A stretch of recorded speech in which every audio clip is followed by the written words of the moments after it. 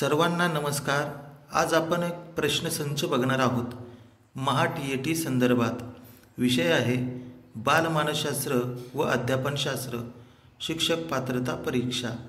चला तर मग सुरू करूया। मी आपणास सांगू इच्छितो की आपणासाठी 5 सेकंदाचा वेळ असेल। आपण उत्तर आपल्या पद्धतीने तयार ठेवा। पहिला प्रश्न आहे, मानवी वर्तनाचे शास्त्र अशी व्याख्या कोणी केली होती?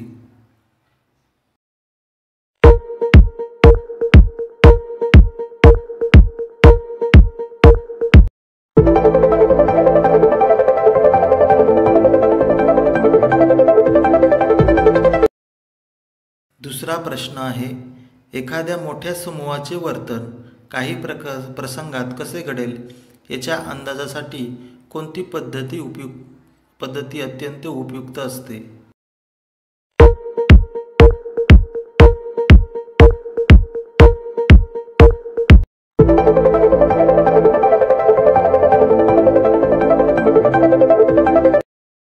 आणि तिसरा प्रश्न आहे, कातड्याच्या निर्जीव पट्ट्याला अंधारात साप समजून आपण घाबरतो, हे कशाचे उदाहरण आहे?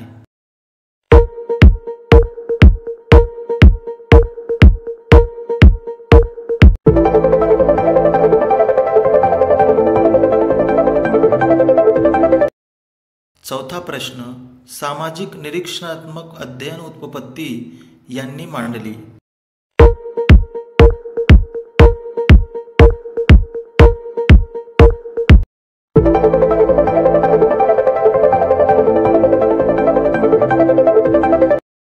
पाचवा प्रश्न, साधक अभिसंधान पद्धतीचा उद्गाता म्हणून कोणाची ओळख आहे?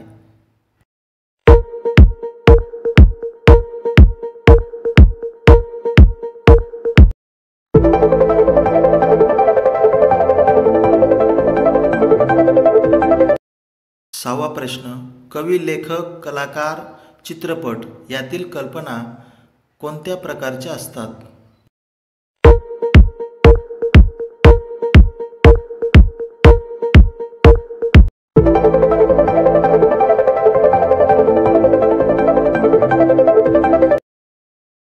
सातवा प्रश्न, खालीलपैकी कोणती मुले विशेष गरजा असणारी नाहीत ते सांगा।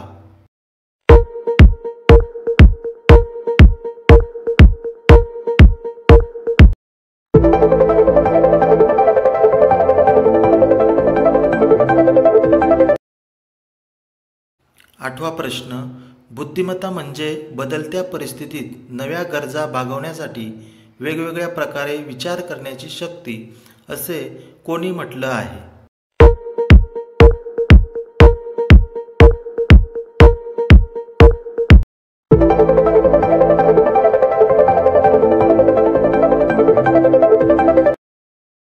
नववा प्रश्न, शैक्षणिक बुद्धिमत्तेला भावनिक बुद्धिमत्तेचे सहाय्य असले पाहिजे असा विचार कोणी मांडला?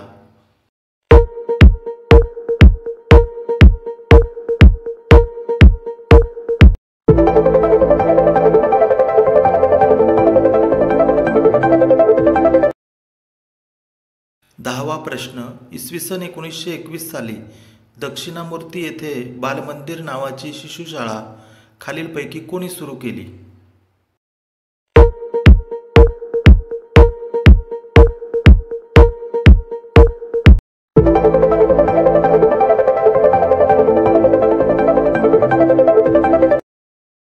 अकरावा प्रश्न, साध्य घटनेस प्रवृत्त करणाऱ्या विशिष्ट दिशेने वाटचाल करावयास लावणाऱ्या वर्तनासाठी उत्साह टिकून धरणाऱ्या शक्तीचे मिश्रण म्हणजे काय?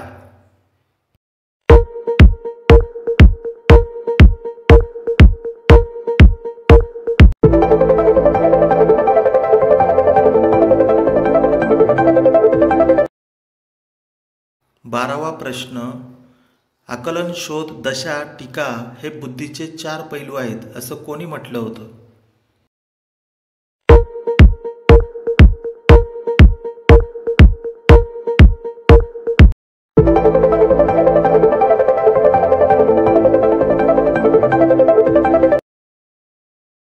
तेरावा प्रश्न, अध्यापनाच्या प्रतिमानाचे जनक म्हणून खालीलपैकी कोणाला ओळखलं जाते?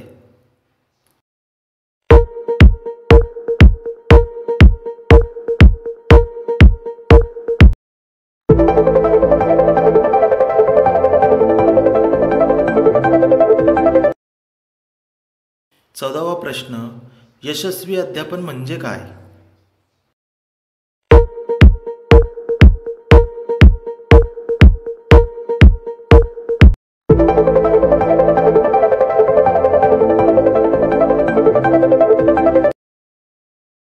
पंधरावा प्रश्न, बाह्य उद्दीपकासंबंधी मज्जातंतूमार्फत मेंदूकडे पोचवल्या जाणाऱ्या प्राथमिक स्वरूपाच्या मानसिक क्रियेला काय म्हणतात?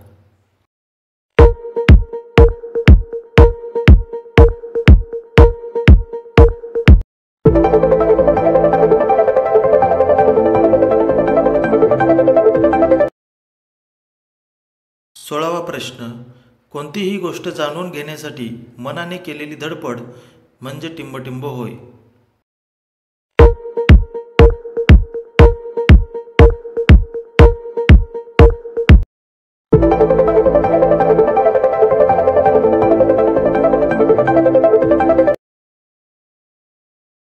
17वा प्रश्न, विकास अवस्थेतील वयोगट 6 ते 12 वर्ष या कालावधीला काय म्हणतात?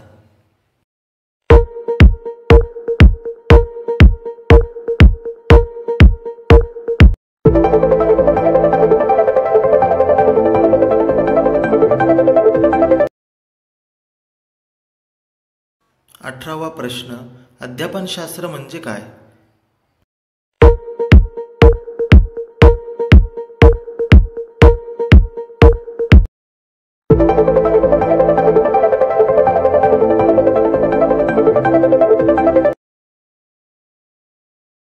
एकोणीसवा प्रश्न, अध्ययनात क्रियाशीलता कोणत्या स्वरूपाची असते?